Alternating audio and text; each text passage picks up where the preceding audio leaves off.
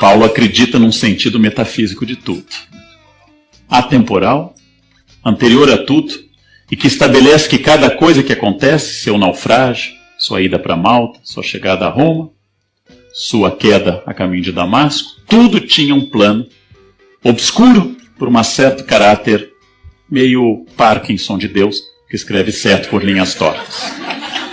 Tudo tinha sentido, tudo tinha destino e tudo tinha vetor. E vou lhe dizer, mais uma vez reconhecendo, mais um espaço de inveja. Eu já disse isso para todos que me conhecem. Eu invejo genuinamente quem tem essa crença.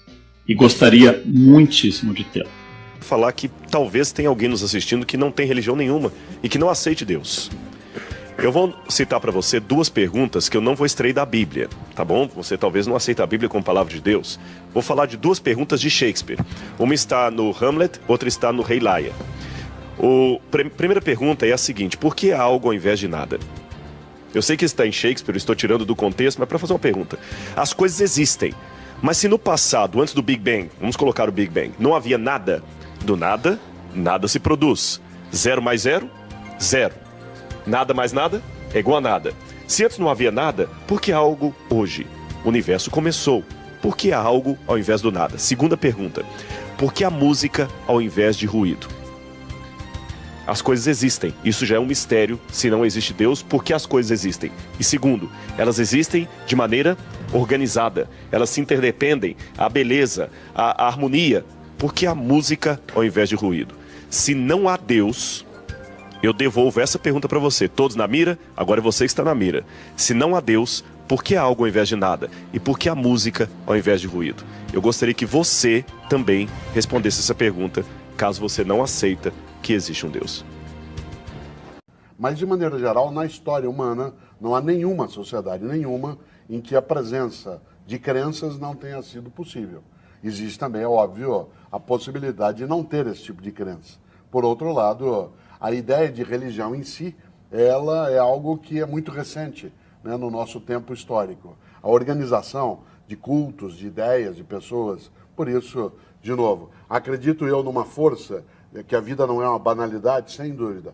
Pode chamá-la de Deus? Acredita em uma força, então, Sim. superior. Pode chamá-la de Deus? Posso. O Daniel não chamaria, né? Portanto, a lógica em si é a lógica da pessoa.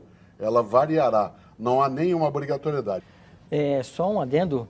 Existe um grupo de indígenas brasileiros que foi estudado por um antropólogo, me escapa o nome agora, depois eu posso dar as referências, que não possui crenças em seres metafísicos. É uma exceção conhecida. Eu não conheço. O que te leva a não acreditar em Deus? Claro. Nunca se achou, o senhor é arqueólogo, nunca se achou uma tribo indígena de ateus? Não. Nenhuma tribo, nem indígena, nem não indígena. Só um adendo. Existe um grupo de indígenas brasileiros que foi estudado por um antropólogo, me escapa o nome agora, depois eu posso dar as referências, que não possui crenças em seres metafísicos. Todas foram... Dilmheim estudou toda a origem da religião, não encontrou nenhuma até hoje. Alguns falam, não, uma vez um debatedor estava com Mário Sérgio Cortella, falou assim, não, tem uma tribo que foi mapeada, eu não conheço, eu também desconheço. Onde é que estão os documentos, os artigos antropológicos que comprovem uma tribo, uma etnia ateia na sua cultura? Isso não existe. O ateísmo é uma criação da modernidade. Embora sempre houve, claro, ateus desde a época de Górgias, pessoas que negavam a religião, estou falando lá dos gregos, mas de maneira sistematizada o ateísmo é um movimento moderno. Sempre houve ateus, mas o ateísmo como movimento, ele é moderno. O que te leva a não acreditar em Deus? Essa é uma excelente pergunta, porque os ateus, na verdade, pensam no contrário. Especialmente porque as crianças não nascem com crenças metafísicas. As crenças, na verdade, todas elas, essas crenças de ordem religiosa, elas são adquiridas e geralmente impostas às crianças, né? As crianças, às vezes, não sabem nem falar direito e estão aprendendo a rezar.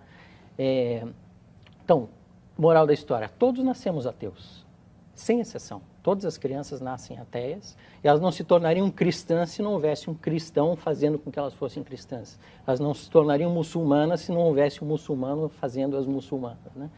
Então, as pessoas nascem ateias e, a menos de alguma força contrária, elas continuarão sendo ateias grande parte da sua vida ou a sua vida inteira, que é o meu caso.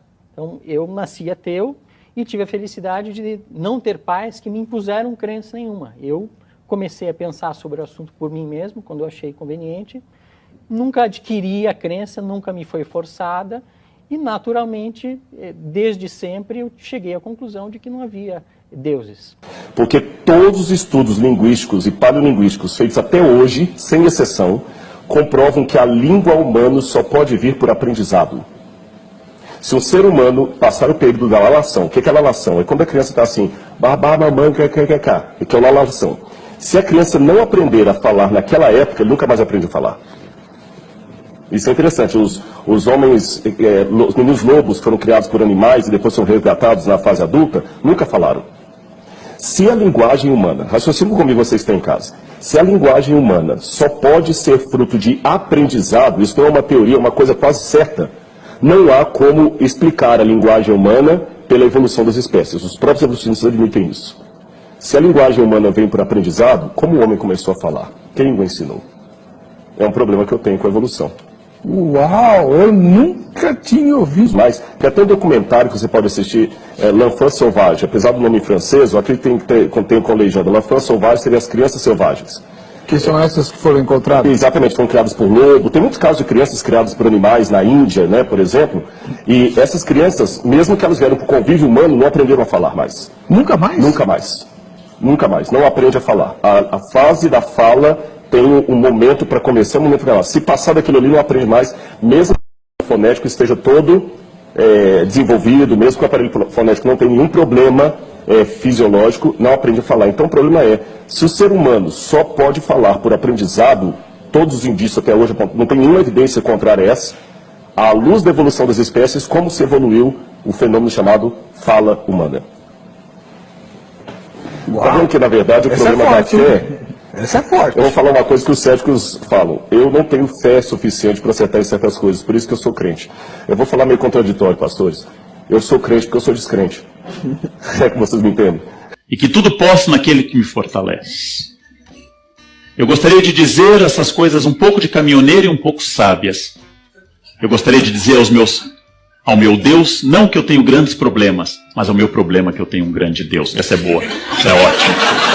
Adoro essa. Essa é de caminhão. Essa é de caminhão. Imaginem alguém que lê o texto Pegadas na Areia e acredita que nos momentos mais graves foi carregado no colo. Esta é uma bênção absoluta. E eu digo isso sem nenhuma ironia. As pessoas que têm uma fé genuína, que acreditam que têm a força e enfrentam as adversidades de uma doença e de uma morte, é aquilo que diz meu colega Pondé, a diferença entre que um pensamento científico como o que eu pretendo, infelizmente não seca lágrimas, e o pensamento religioso seca.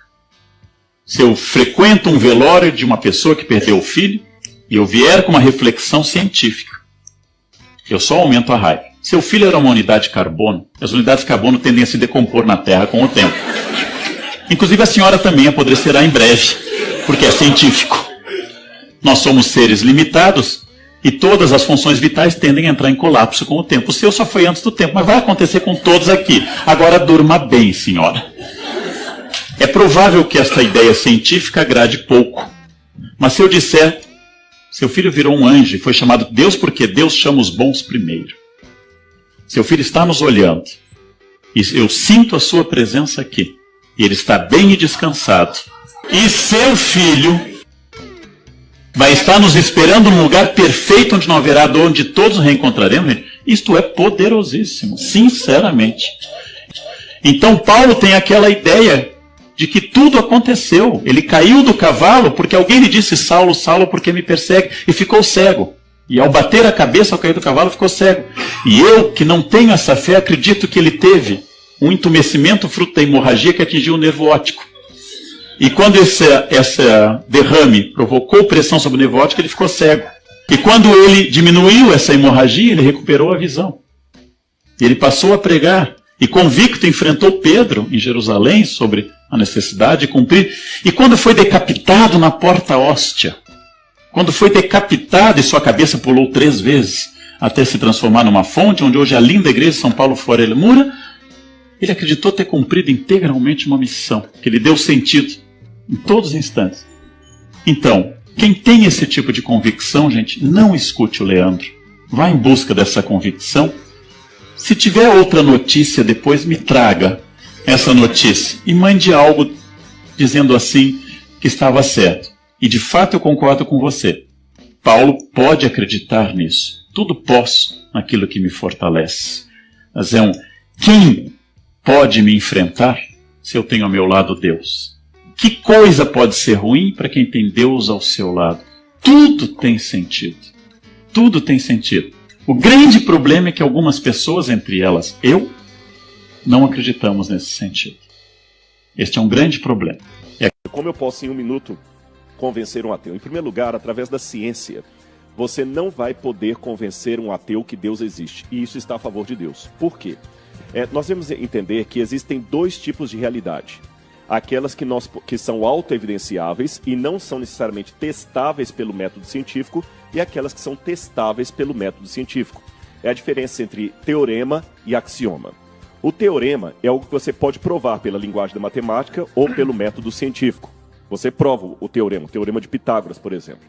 O axioma você enuncia, porque ele é autoevidenciável, mas você não prova.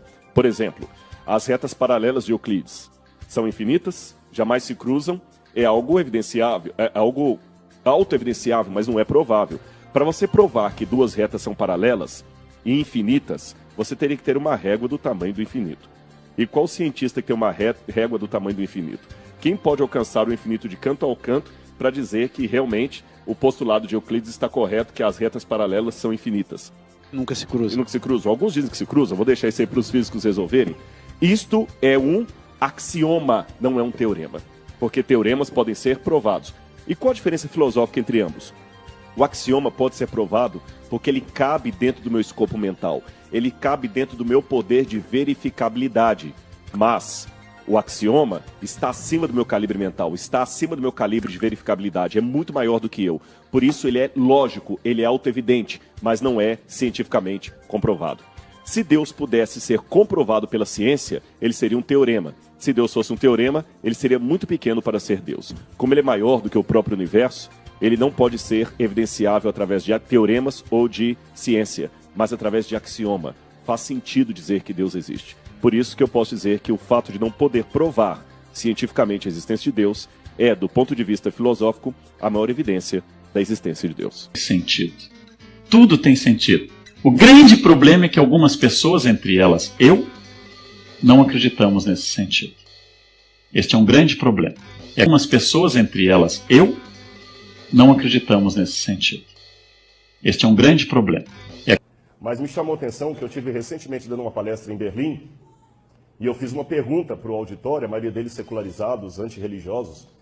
Eu perguntei por que as taxas de suicídio daqui de Berlim são 4 vezes mais altas do que os países mais pobres da África.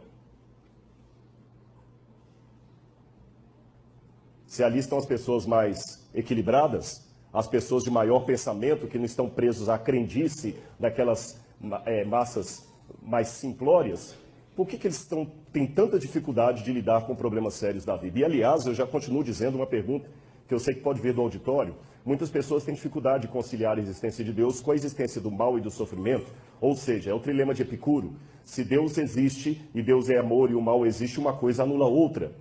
Só que me chama a atenção que os lugares que têm maior índice de sofrimento no mundo, repito, alguns países da África, alguns rincões do Brasil, onde a fome, o analfabetismo, a pobreza imperam, você não tem tantos ateus. Se você fizer um congresso de ateísmo na Etiópia, você vai alugar uma cabine telefônica. Mas, em compensação, na Europa, onde o pessoal quase não tem problemas de analfabetismo, de doenças, de esgoto a céu aberto, de pobreza absoluta, você tem muitos ateus. Eu pergunto de volta, o sofrimento é um problema para a existência de Deus do ponto de vista de quem sofre ou do ponto de vista de quem filosofa sobre o sofrimento? Porque quem sofre está acreditando em Deus, quem não sofre está filosofando sobre aquilo e está tendo um alto índice de suicídio, depressão e perda de sentido na vida. São questões acadêmicas que eu devo pensar, será que realmente a fé não tem espaço no ambiente acadêmico? Essas crenças de ordem religiosa, elas são adquiridas e geralmente impostas às crianças, né? As crianças às vezes não sabem nem falar direito e estão aprendendo a rezar.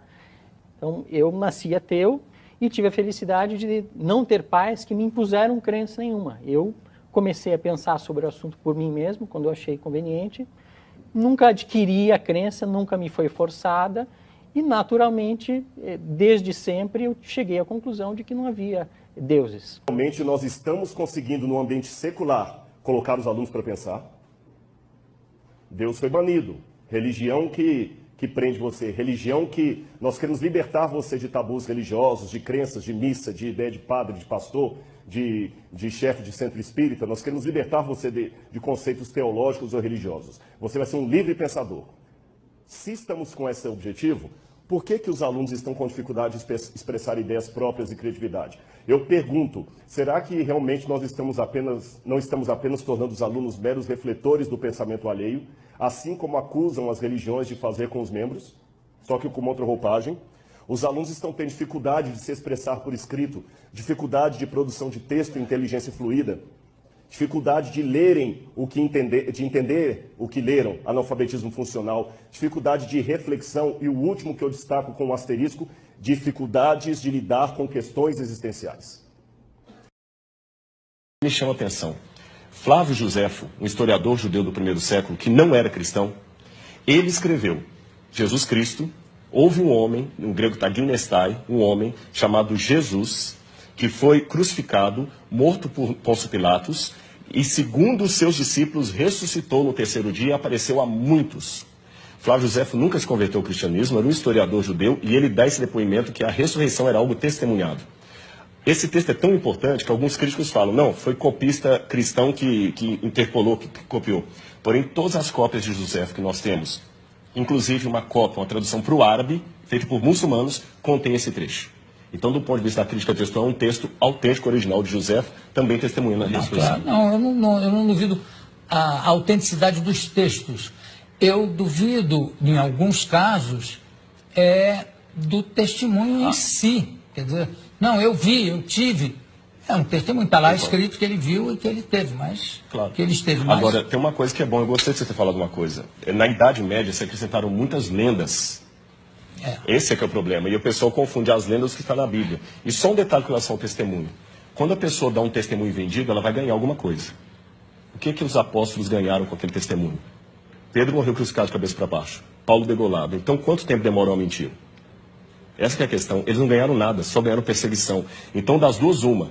Ou aquele pessoa era muito doido, ou ficaram tão extasiados com aquilo que preferiram morrer a negar o depoimento que eles estavam. Se fosse uma mentira, eles tinham pulado fora. Ninguém ia ficar com Cristo até o final. O único que traiu foi Judas. Os outros ficaram, e até hoje a história está aí, e nem a modernidade conseguiu matar essa brilhante história. A graça e a paz, meus irmãos, né? Como vocês puderam acompanhar aí, né? O Dr. Rodrigo Silva, né? O arqueólogo cristão, trouxe alguns argumentos aí para rebater, né? Muitas das questões trazidas pelos muitos ateus que tem aí no Brasil, né, e muitos daqueles que estão na mídia, né, trazendo também seus argumentos, suas filosofias, seus pensamentos, né, que levam muitas pessoas e arrastam muitas pessoas a crerem naquilo que eles dizem. Então, o Rodrigo Silva, né, trouxe aí algumas rebatidas, algumas refutações referente a esses questionamentos. É claro que há outros ateus também que tentam de alguma forma refutar os pensamentos do Rodrigo, que não é dele, né? Já traz também pensamentos ali de outros pensadores que rebateram essas questões, né? Como vocês puderam ver aí no vídeo, Leandro Carnal mesmo é um dos, né? Que hora ou outra tá ali zombando até, né? Da fé cristã, dos pensamentos cristãos, de alguns trechos das escrituras. Vocês viram aí o Rodrigo Silva trazendo também argumentos científicos, né? Já que ele é um arqueólogo e também compreende a respeito. Para rebater aí o pensamento. Gostaria que você deixasse nos comentários o que foi que você achou, né, dos argumentos do Dr. Rodrigo Silva e também, né, dos ateus. Se você é ateu, né, deixa aí o que você achou disso aí. Achou os argumentos do Rodrigo Silva fracos? Né? Comente. Né? Achou que os argumentos dele condiz realmente? Né? Comente também. Né? Se você achou que nenhum dos dois lados aí tiveram razão alguma, deixe seu comentário, isso ajuda demais o nosso trabalho, né? Então ajude aí o canal também se inscrevendo se você ainda não for inscrito. Eu vou trazer muito mais vídeos como esse para cá para o canal. Se você acessar a descrição, né, ela vai ter uma playlist, né, refutando ateus, que vai ter bastante conteúdo voltado para esse meio, né, o cristianismo versus o ateísmo, né, não na questão de briga, essas coisas, não é isso não, mas na questão mesmo filosófica, né, de argumentos contrários àqueles argumentos que são trazidos aí pelos ateus no mundo afora, né, tem vídeos top aí no canal, né, já dubladinho, ó, tem muito vídeo dublado que você pode acessar por meio da descrição e também nas telas finais desse vídeo, então veja, né, veja aí os vídeos, isso vai ajudar demais. Não se esqueça, aqueles vídeos que você vê, que gostar, além de deixar o likezinho, né, se inscreva no canal, ative o sininho com aquela opçãozinha todos marcado para você estar recebendo sempre as notificações dos conteúdos que a gente trouxer para cá, e também, né, fortaleça comentando, dê a sua opinião. Pessoal, desde já eu quero agradecer a sua presença aqui no canal, né? Que Deus possa abençoar você por meio desse vídeo, por meio de todo o conteúdo que está postado aqui no canal. Esse é o nosso objetivo, né? Glorificar a Deus por meio dos conteúdos que estão sendo postados aqui no canal, né? Compartilhe esse conteúdo, né, com seus amigos, com seus irmãos em Cristo, né? Se você é um ateu, por exemplo, compartilhe com outros amigos seus, né, que gostam de refutar, para que ele também deixe um comentário aqui de refutação referente às ideias do Rodrigo Silva. Se você achou que o comentário do Dr. Rodrigo Silva foi fraco, né, compartilhe com quem você acha que pode, digamos assim, enriquecer a ideia, ou então trazer uma ideia ainda mais argumentada, né, para rebater a ideia dos ateus, né? Só assim traremos maior enriquecimento, né, para esse conteúdo, para esse vídeo, né, para os comentários aqui, para que o pessoal possa ler e também responder, porque se tem uma coisa que o pessoal faz, isso é muito bom, é responder comentário. Eu também de vez em quando não me aguento, vou lá e respondo. Então, pessoal, me perdoem aí se de vez em quando eu respondo de uma forma meio bruta, né, e ó, não é com falta de amor de jeito nenhum, simplesmente eu vou lá e respondo, porque às vezes é necessário, né. Então que Deus abençoe você hoje e sempre, e até os próximos vídeos.